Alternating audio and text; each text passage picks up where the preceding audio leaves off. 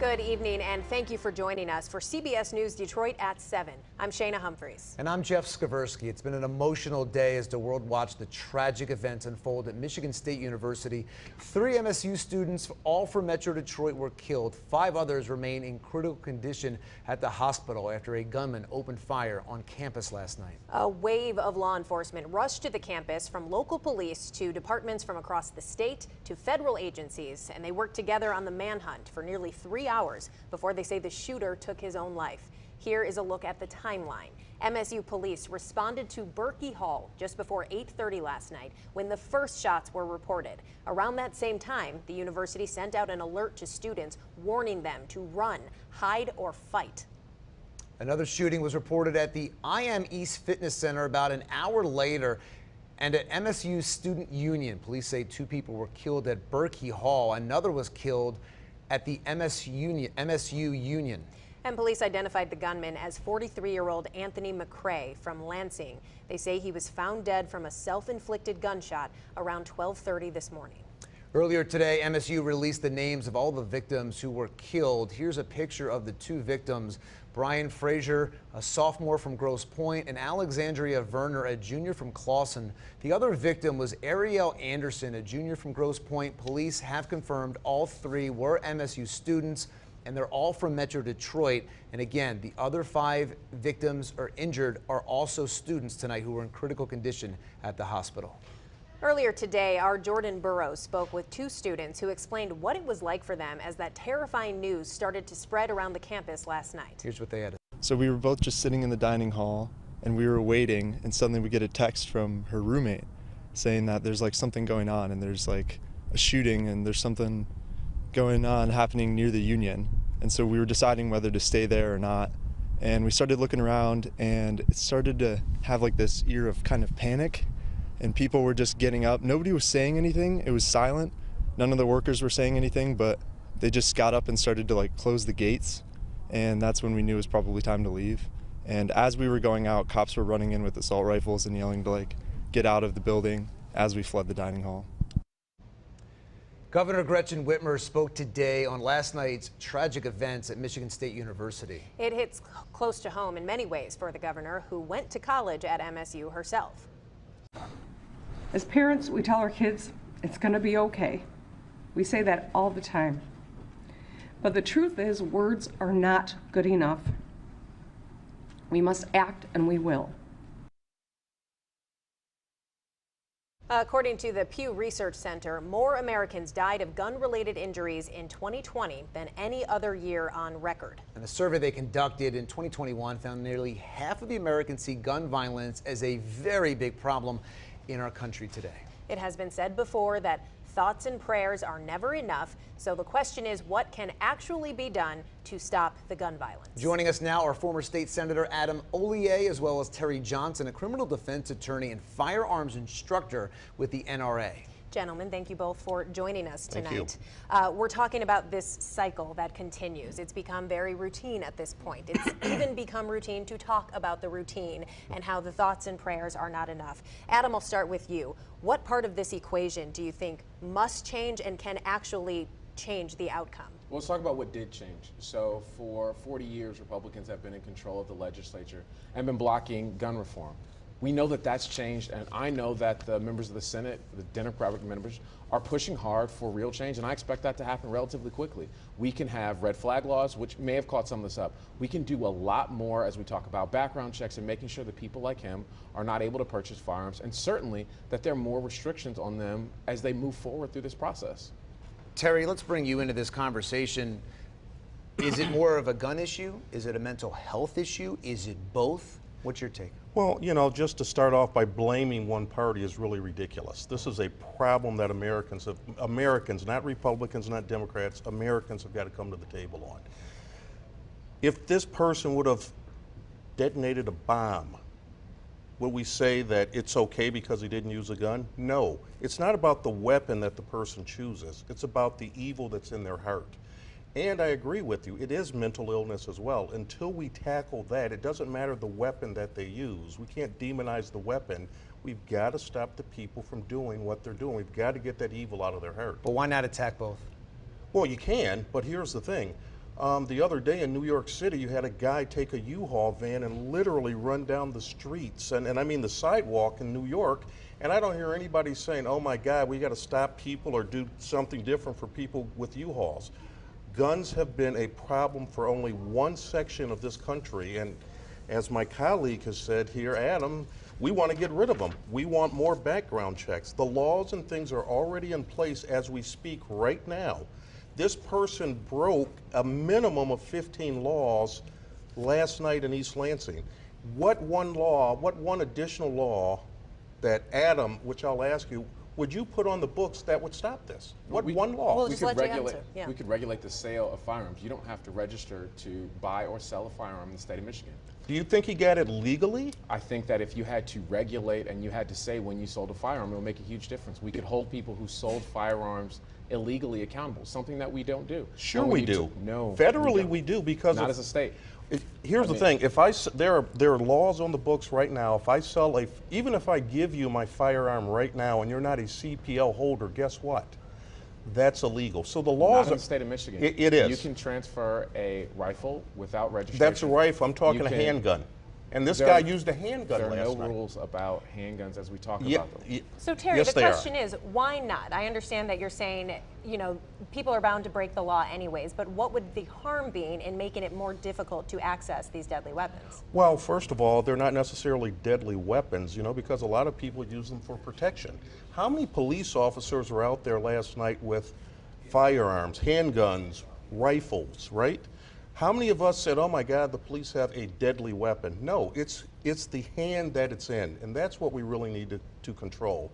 Because again, why should the law-abiding citizen who wants to protect themselves, why should they have to do anything different because somebody went out and did something foolish, some criminal? And again, by its very nature, criminals don't follow the law. Well, you have school shootings. In 2022, there were more school shootings in 4 decades. Yes. And so taking that gun out of the hands of a child, obviously this situation, you're talking about a 43-year-old man, not a child. Correct. But with the rise in school shootings, wouldn't taking that and having more layers of protection with what Governor Gretchen Whitmer was talking about in her state address, what Biden was announced today, aren't those measures only an extra layer to help protect against these kinds of issues? Well, here's the bigger issue. Again, criminals are going to do what criminals do, right?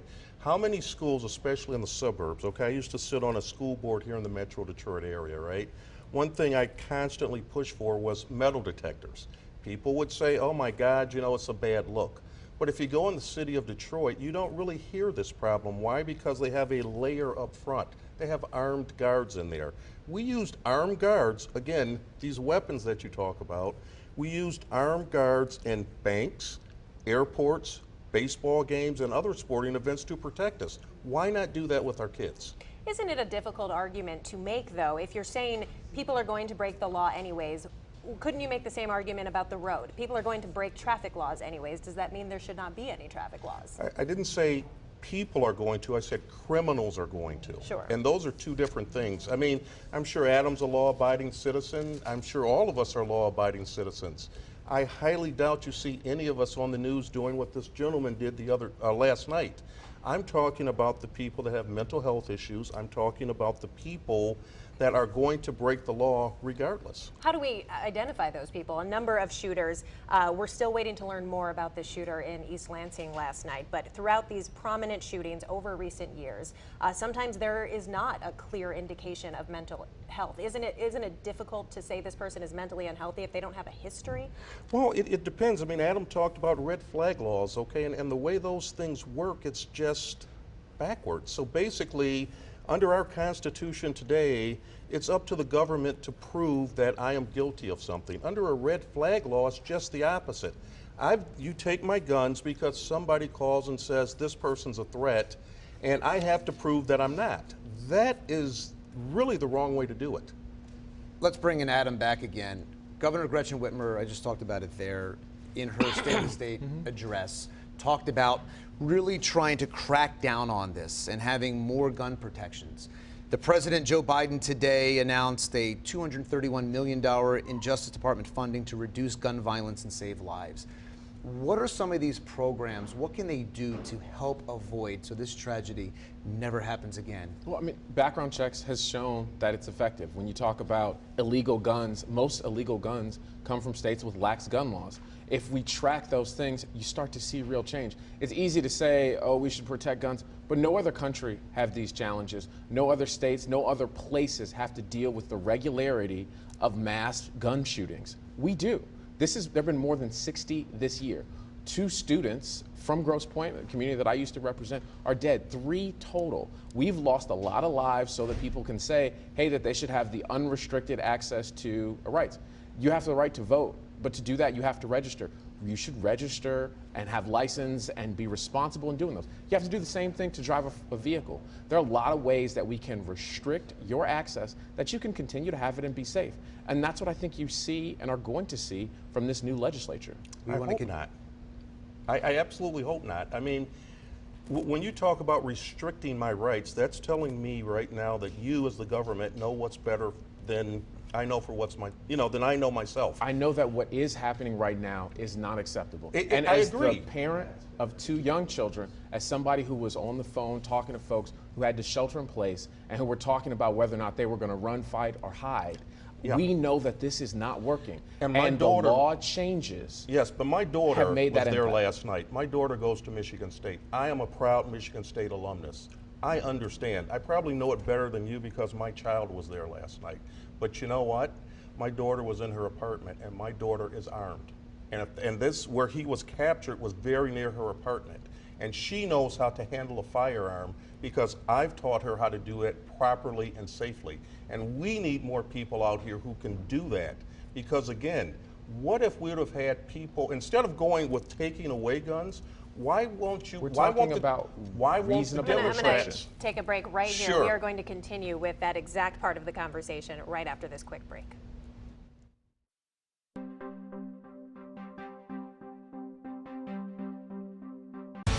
CBS News Detroit, on your block, around the clock in Macomb County.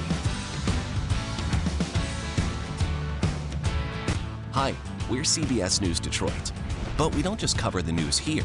We're also here, and everywhere in between. You know, the places you live, work, and play in Southeast Michigan. We're talking less of this, and more of the stories that actually matter to you. CBS News Detroit, on your block, around the clock. That's right, local news just found a home in your neighborhood. We're CBS News Detroit, live, streaming, and on demand. Nice to meet you. CBS News Detroit, on your block, around the clock in Wayne County.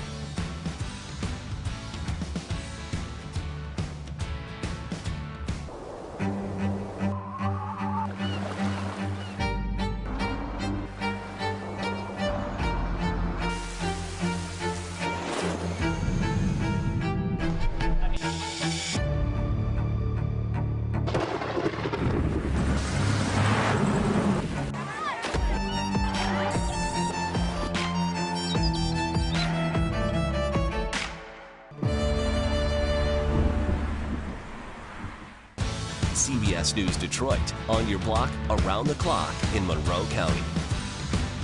CBS News Detroit, the stories you care about. Live, streaming, and on demand. We're on your block, around the clock. Southeast Michigan news whenever you want it. We live here. We work here. From North Branch to Southgate. East Point to Westland. Wherever you live, we're here for you. Making a difference in your neighborhood. CBS News Detroit, live, streaming, and on demand. Building a better newscast, one story at a time. CBS News Detroit, on your block, around the clock in Oakland County. It's here, the new CBS News Detroit. Covering every corner of our community. With experienced journalists, uncovering the stories that truly matter to you. Making a difference in your neighborhood. And weather experts, always looking ahead to prepare you for what's next. Live, streaming, and on demand. With more hours of local news coming soon. Southeast Michigan news whenever you want it. Right here on CBS News Detroit. Weekdays at 5, 6, and 11. And streaming live.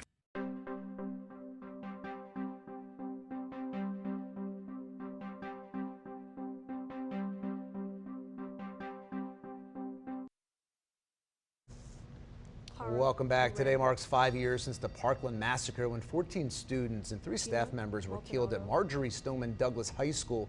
The entire school district today observing a moment of silence to honor and remember the lives lost.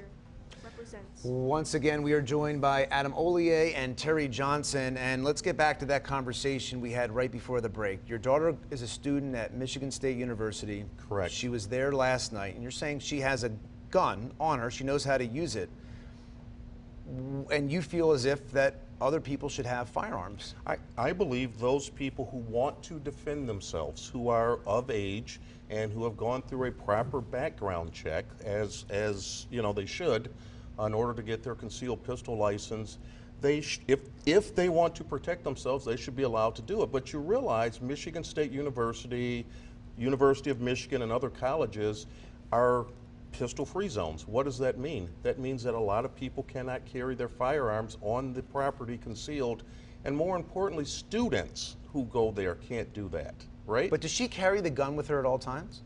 Well, I don't want to talk about her safety plan and things like that, but on campus, she's not allowed to do that, right? So if she had been on campus during that event last night, she or other students could have potentially stopped other people from getting killed. Why can't we use that as a common sense effort? Instead of trying to take things away or restrict access, why don't we open it up and build things like that, Adam, where, you know, maybe your party can come back and say, maybe we should arm a few other people. Have you guys ever thought about that? Well, I'd like to ask you a question about that, Terry. You know, a number of studies have found that the more guns you introduce into a space, whether a country, a nation, or a building, the more likely a gun incident is likely to happen, whether it's an attack, whether it's a misfire, a mistake. Someone is more likely to be shot. So why does it always feel like an all or nothing argument? Well, I would disagree with that, because I think if you look at the statistics with the rise in concealed pistol license, actually the number of violent crimes go down, because now the criminal has got to think, well, wait a minute, you know, if I'm in a state, I don't know, maybe Illinois, for example, that has a lot of restrictions on their carry policies, guess what? What's the criminal going to do? He's going to say, I can go in this spot because there are no guns. These people can't defend themselves. But to that same point, this is often called the good guys with a gun argument. We have seen a number of situations in schools, Uvalde, Parkland, which, you know, it is the anniversary today, here in our neck of the woods, Oxford, where there was a good person with a gun on the premises, and that did not stop the attack or save any lives. Well, I disagree. So we're going to pick out 3 where it didn't happen. What about the ones where it does happen, where we see people who may see an officer with a firearm and say, okay, I'm going to back away? Because if we go on that argument, police presence alone will do nothing.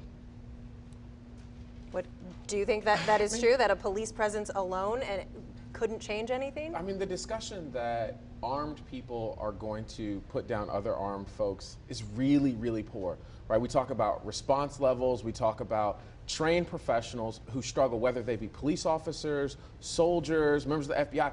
All of these folks struggle in the exact moment to respond perfectly. The expectation that some teacher or some person is going to pull out a firearm and deploy it to stop that, it does not pan out. Most of these mass shootings have been stopped by individuals who tackle, who wrestle a person down, who do some of these other things. But that's not the issue. The issue is there a way that we can add common sense reforms? And we can, right? You have to get a license to drive a vehicle. You have to be licensed to be a barber. You have to be licensed to sell a car. Those aren't rights. Why shouldn't you have to do any of those things? But I think your point is, I don't want to take guns off the streets and not give people access to guns, but just go through stricter policies to be able to have access. So what is bare minimum? So what is your issue? What would the issue be for you with that, where you go just a few more documentations to make sure there isn't a mental health issue and the gun does not get into the wrong hands? Do you realize that in the state of Michigan, that it is easier for a person to become a police officer and get a gun than it is for a person to get a concealed pistol license? But shouldn't it be easier for a police officer to get a gun? We like police reform. But no. I don't think you understood what I just said. Let me say it again. It is harder for a person to get a concealed pistol license than it is for a police officer to get a concealed pistol And what license. if we remove the concealed portion of it? What about a long Also, it's gun? not. What about purchasing a long gun perhaps at a gun show? What's wrong with that? Because Well, I'm asking, does that hold up? Is it still easier to get a gun as a police officer, like what you just said? Does it still make sense if we're talking all guns and we're not talking concealment? Even long guns, because the myth is that there are no background checks on long guns, and that is absolutely not true. What he wants to do and his party wants to do is basically say, we want to keep track of every gun that's out there. So you now have to register, right? What difference does it make as long as I pass a background check? Because I cannot go to a gun store. I cannot go to like and I'm not name dropping here, but a Dick's, a Target, places like that, sporting goods places, and just buy a gun without a background check.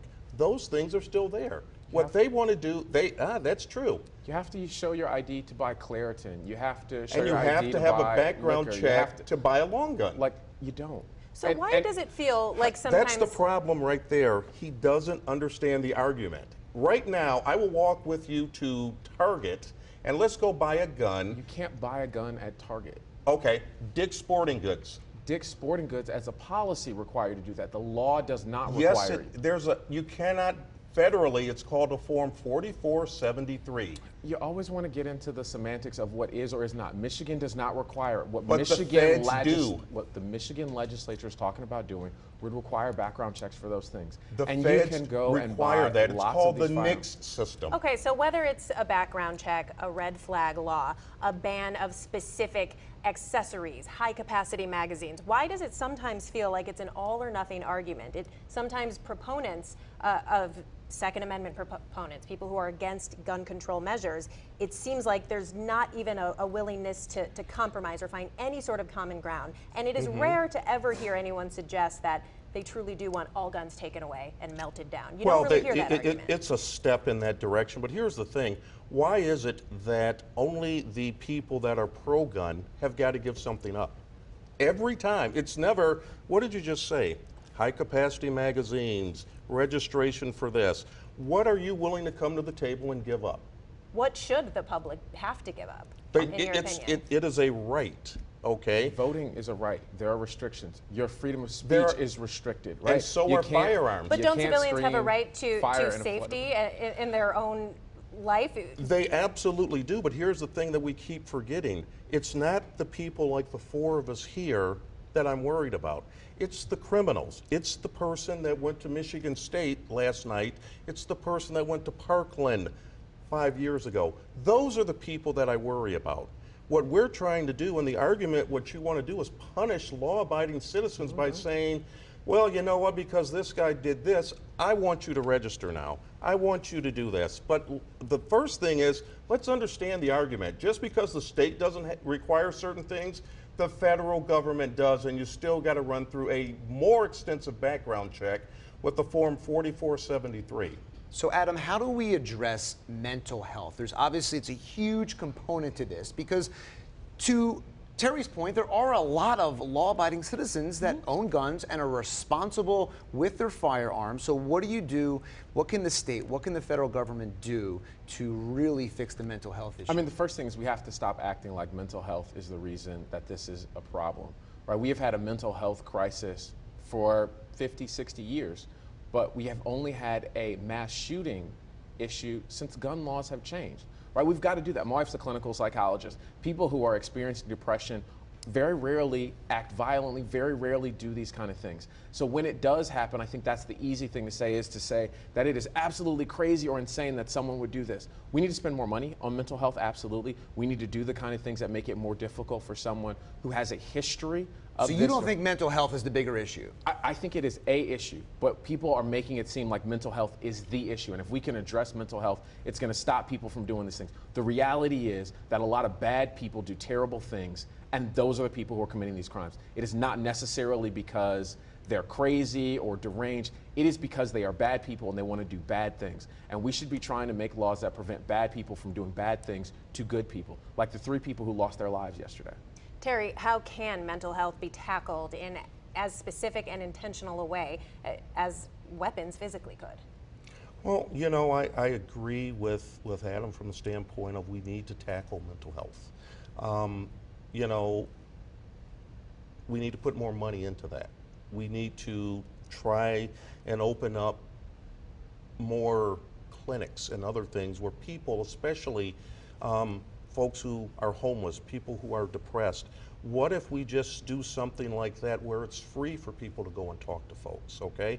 And I agree, we want to stop bad people from doing bad things to good people. I fully agree, but the question I started out with, what one law would you have passed that would have stopped what happened last night?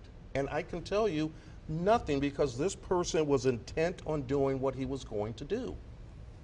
All right, thank you both so much for being here. Of course, this is not going to be solved. There's no satisfying ending to this conversation, unfortunately, right now. And I anticipate we will likely have this conversation again, unfortunately, in the coming months. But we are joined by Adam Hollier and Terry Johnson. We appreciate your time so much. When we return, we'll take you back to East Lansing, where our own Chris Ledeen is standing by.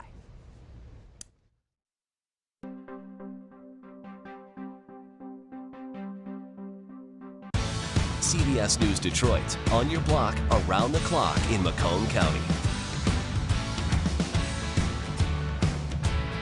Hi, we're CBS News Detroit. But we don't just cover the news here. We're also here, and everywhere in between. You know, the places you live, work, and play in Southeast Michigan. We're talking less of this, and more of the stories that actually matter to you. CBS News Detroit, on your block, around the clock. That's right, local news just found a home in your neighborhood. We're CBS News Detroit, live, streaming, and on demand. Nice to meet you. CBS News Detroit, on your block, around the clock in Wayne County.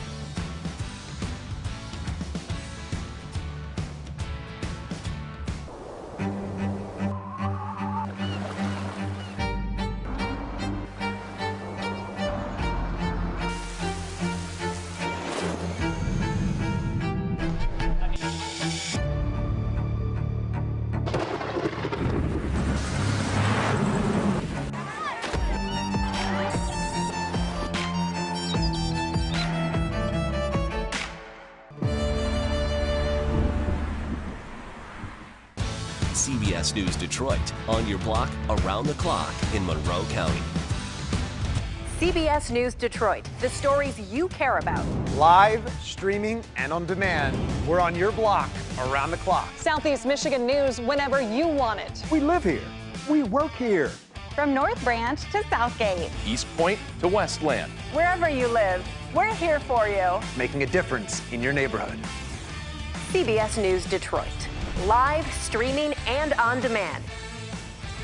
Building a better newscast, one story at a time. CBS News Detroit, on your block, around the clock in Oakland County. It's here, the new CBS News Detroit. Covering every corner of our community. With experienced journalists, uncovering the stories that truly matter to you. Making a difference in your neighborhood. And weather experts, always looking ahead to prepare you for what's next. Live, streaming, and on demand, with more hours of local news coming soon. Southeast Michigan news whenever you want it, right here on CBS News Detroit. Weekdays at 5, 6, and 11, and streaming live.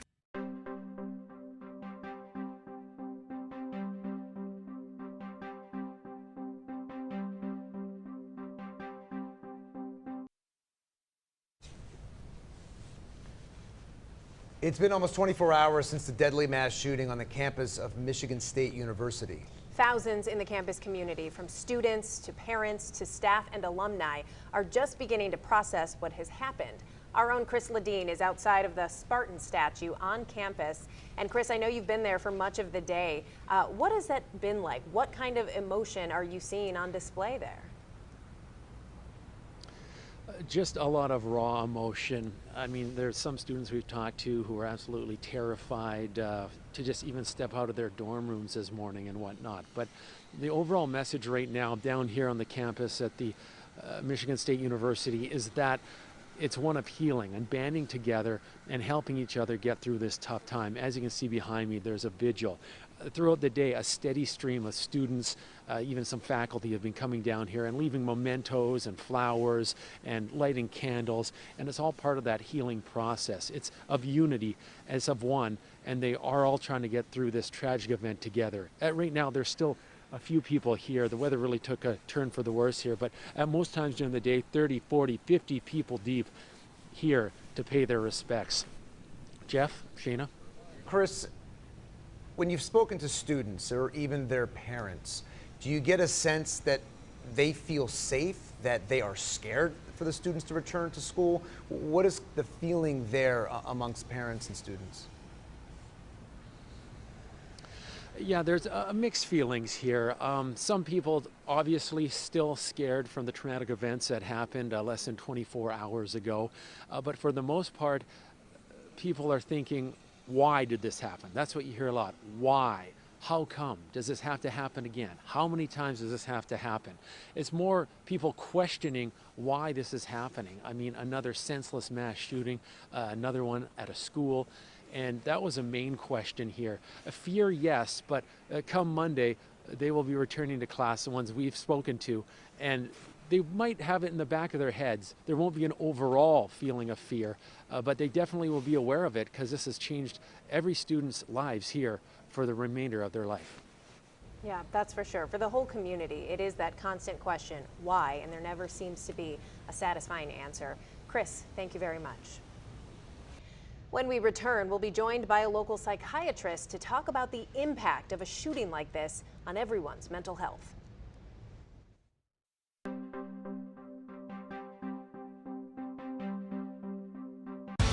CBS News Detroit, on your block, around the clock in Macomb County. Hi, we're CBS News Detroit. But we don't just cover the news here. We're also here, and everywhere in between. You know, the places you live, work, and play in Southeast Michigan. We're talking less of this, and more of the stories that actually matter to you. CBS News Detroit, on your block, around the clock. That's right, local news just found a home in your neighborhood. We're CBS News Detroit, live, streaming, and on demand. Nice to meet you. CBS News Detroit, on your block, around the clock in Wayne County.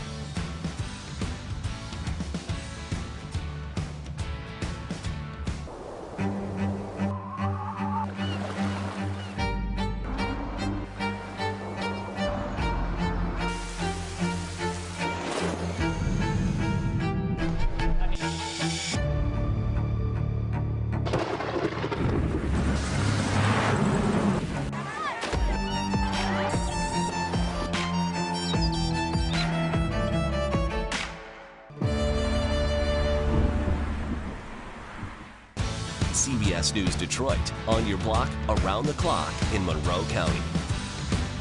CBS News Detroit, the stories you care about. Live, streaming, and on demand. We're on your block, around the clock. Southeast Michigan news whenever you want it. We live here. We work here. From North Branch to Southgate. East Point to Westland. Wherever you live, we're here for you. Making a difference in your neighborhood. CBS News Detroit, live, streaming, and on demand. Building a better newscast, one story at a time. CBS News Detroit, on your block, around the clock in Oakland County. It's here, the new CBS News Detroit. Covering every corner of our community. With experienced journalists, uncovering the stories that truly matter to you. Making a difference in your neighborhood. And weather experts, always looking ahead to prepare you for what's next. Live, streaming, and on demand, with more hours of local news coming soon. Southeast Michigan news whenever you want it, right here on CBS News Detroit. Weekdays at 5, 6, and 11, and streaming live.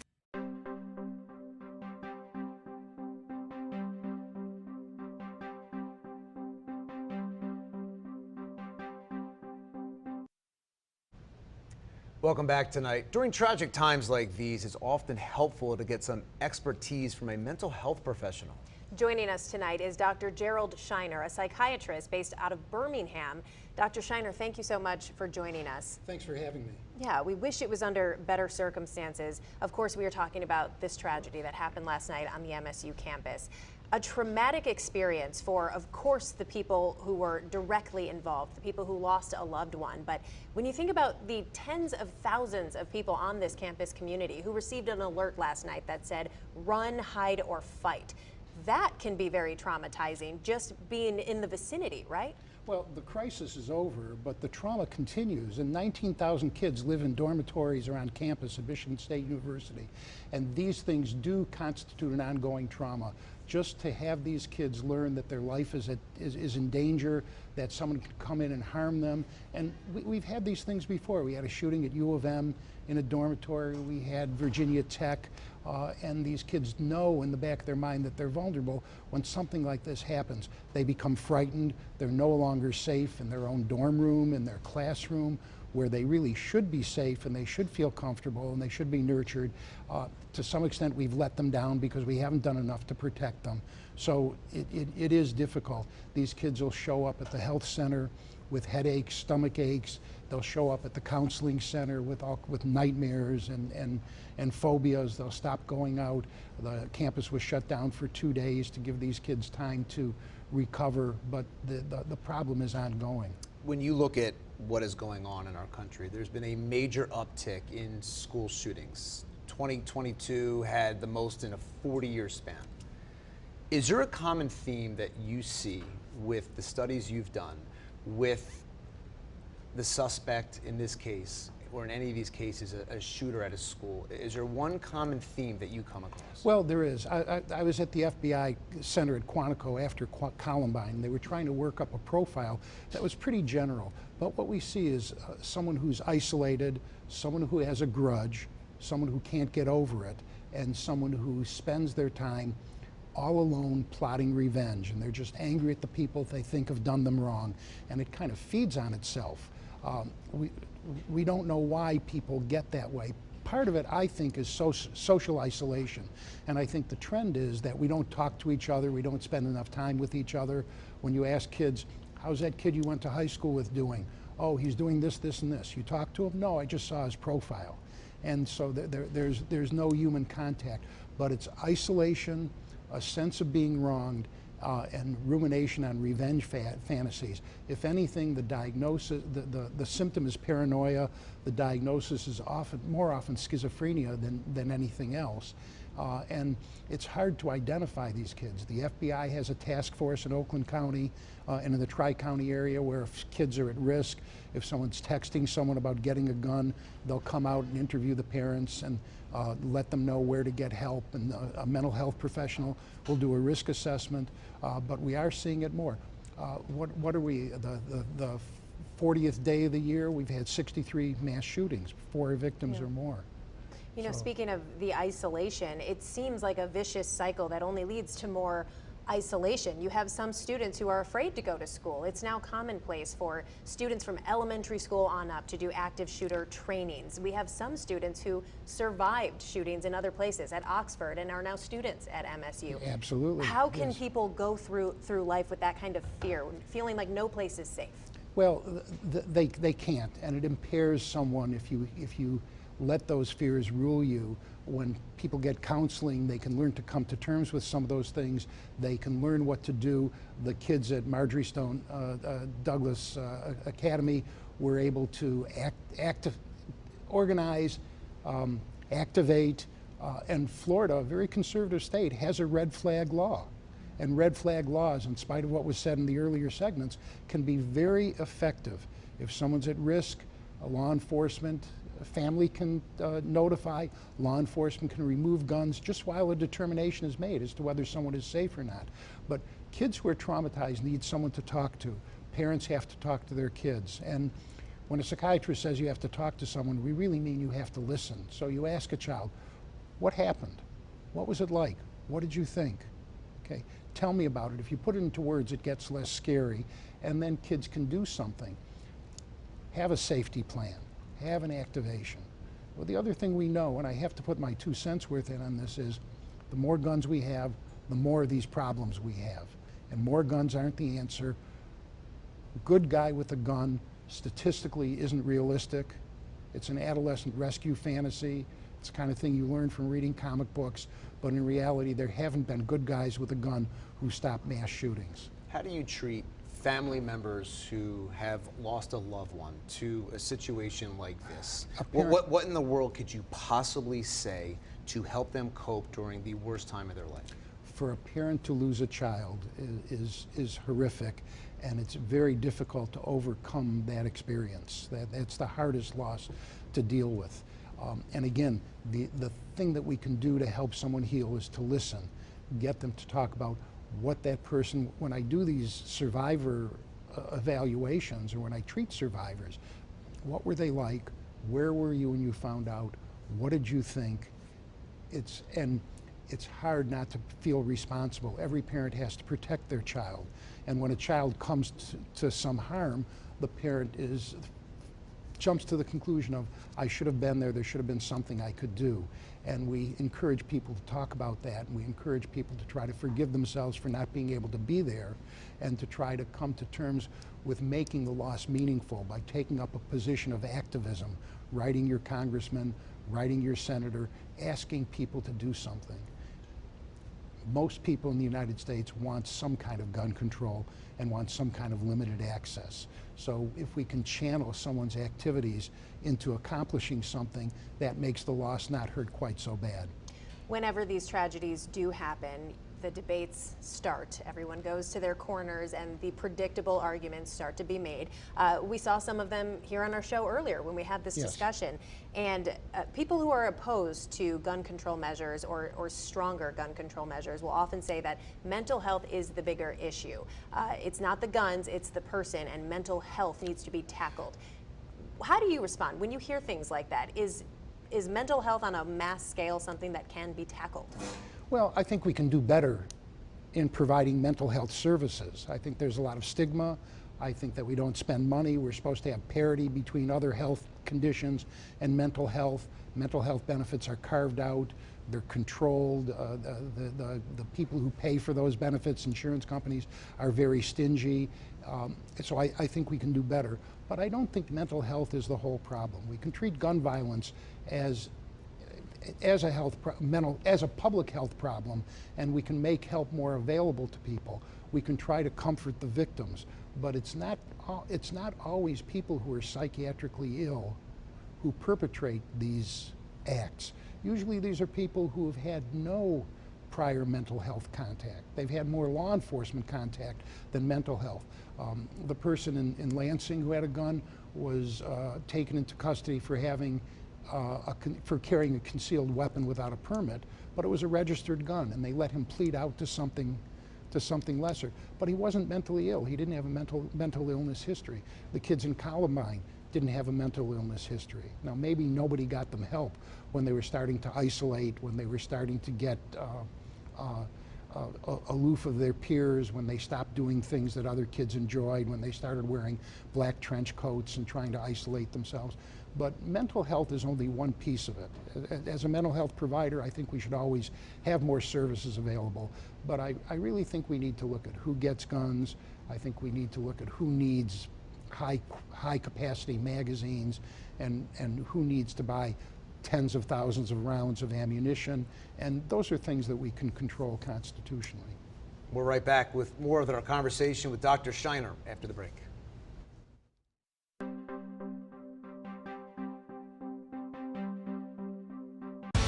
CBS News Detroit, on your block, around the clock in Macomb County. Hi, we're CBS News Detroit. But we don't just cover the news here. We're also here, and everywhere in between. You know, the places you live, work, and play in Southeast Michigan.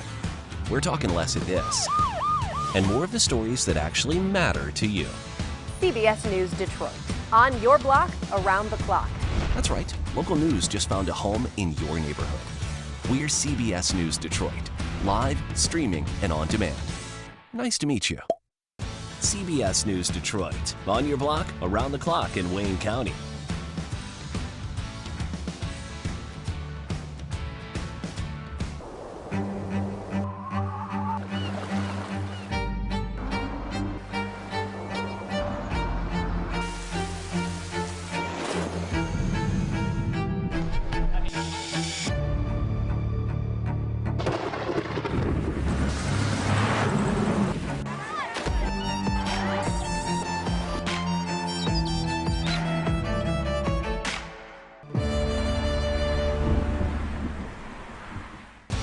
CBS News Detroit, on your block, around the clock in Monroe County.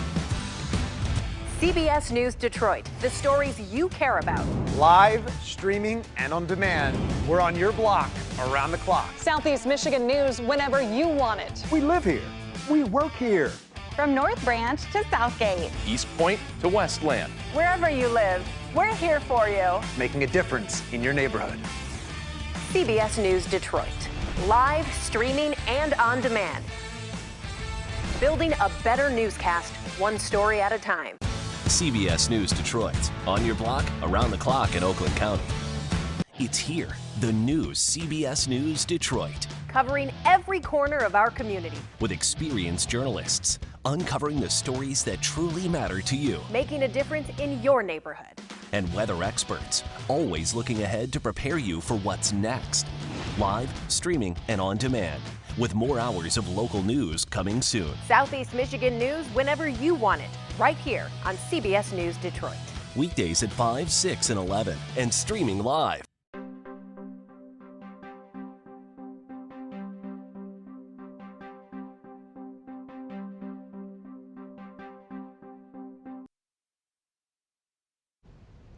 Welcome back to CBS News Detroit. We don't have to tell you, these days there are a lot of reasons why kids might be afraid to go to school. And one Maryland student says she's afraid after classmates talked about burning her because she's Jewish.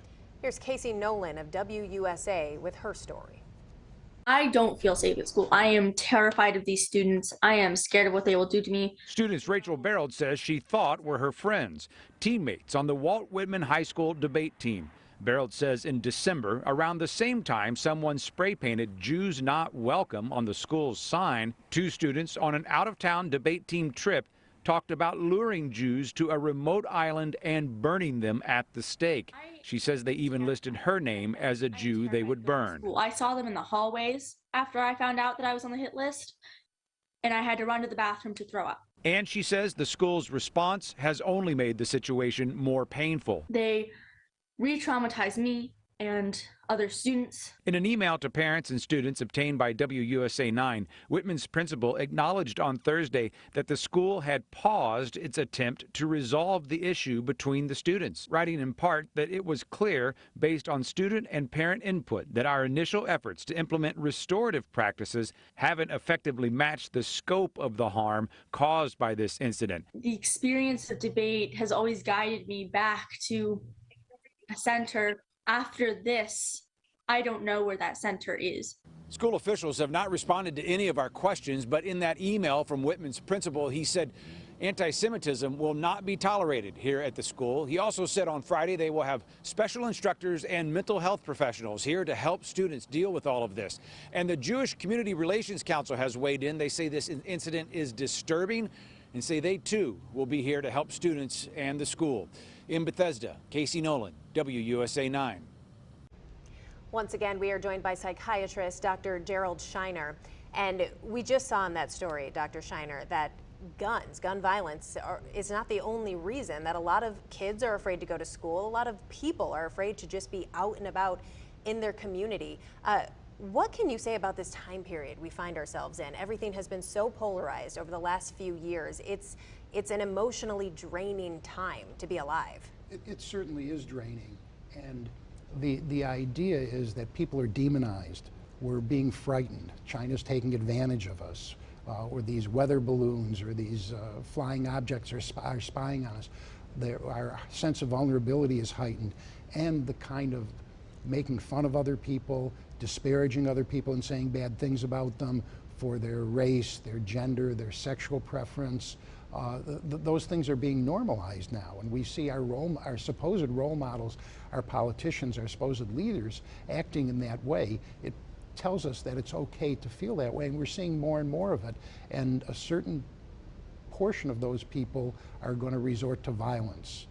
Violence arises out of a feeling of helplessness or powerlessness. If we see things we want to change, we don't know how to change it. Violence is one way to act on them, and violence is an act of desperation as well. So that's what we're seeing. Schools have done a lot of work since we were in school on anti-bullying and showing kindness and love to your classmates for being different. And bullying as a kid used to take place just at the school bus or at school. And nowadays with social media, it can be everywhere and it can be brutal 24/7. And we're seeing this uptick. Do you think there's any correlation between social media and with what's going on with the uptick in school violence? I do. I think social media allows kids to bully each other, and once it's in writing, it never goes away. Social media allows kids to make fake accounts, and they can spread rumors about each other in an anonymous way. You know, because when you bully a kid, the kid knows who's bullying him. When you see Facebook posts, you're gay, or you're a nerd, or you're an idiot, or you're this or that. You don't have to say who you are to say that, and those kids get labeled. And kids emulate one another. One kid shows up with a nice pair of Nikes. In a week, 10 kids have the same shoes. They pick on one kid, he becomes the scapegoat, and in a week, everyone's making fun of him. So I think it happens much more easily. And I think that parents have to know, if they see their kids being withdrawn or frightened, they have to be unafraid to ask why and confront. And they can't just take, I'm okay, for an answer. If you see your kid getting withdrawn, if you see your kid not wanting to go to school, if you see him losing his friends or giving up on the things he likes, when he stops playing tennis or playing football or playing baseball, or when he stops going out, you got to ask why. And you have to ask the teachers what's going on at school. My wife's been a teacher for 45 years, and teachers know who's getting bullied, teachers know who's using drugs, who's getting picked on, and who's doing the picking. So teachers have to be unafraid to reach out to parents, and parents have to be unafraid to reach out to teachers too. And that can give you a cue as to who needs mental health services. But that's a giant leap to go from, hey, a kid's maybe struggling, going through a tough time, into committing something like this. And in this case, obviously, we're not talking about a child. We're talking about a 43-year-old man who did this with, according to the university, no relation to the school or any of the students. We'll never know why he picked the school. We'll never know why he did this now. Buying guns, he bought a gun months ago, and he was looking for a concealed carry permit. And it's easier to buy a gun than it is to buy Sudafed in Michigan. Sure. So this is a leap. He is an outlier because he's old, he's older, and he targeted a school. But just remember, we saw a 6-year-old shoot a teacher very recently, and the 6-year-old was a behavior problem in school, and there were warnings that the kid had a gun, and people didn't want to face the fact that he could have had a gun. So we see these things in retrospect. Hopefully we learn for the next time, and we take a little bit more proactive stance in dealing with it, confronting it, making sure a kid gets sent home. You know, the Oxford kid, according to the news releases, the school wanted to send him home. The parents wouldn't do that. At least there's one version that we've gotten. So maybe we can be more proactive and learn from our mistakes when these things happen. Well, as always, we hope there is not a next time, but I think it's become painfully familiar that there typically is. So thank you so much, Dr. Schiener, for joining us today. We really appreciate your expertise. Thank you. Thank you so much. And we'll take a quick break, and we'll have a look at your forecast when we return.